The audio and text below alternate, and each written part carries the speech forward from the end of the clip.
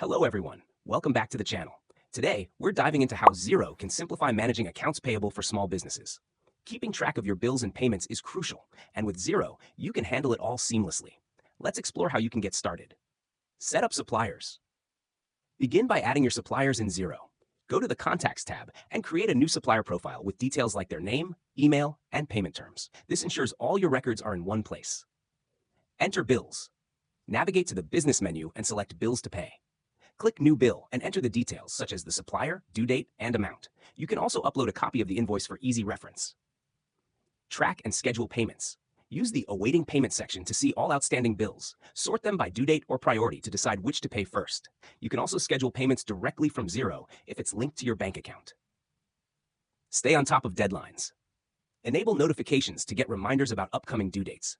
This helps you avoid late fees and maintain good relationships with your suppliers. Run reports. Use Xero's accounts payable reports to get a clear picture of your cash flow and outstanding liabilities.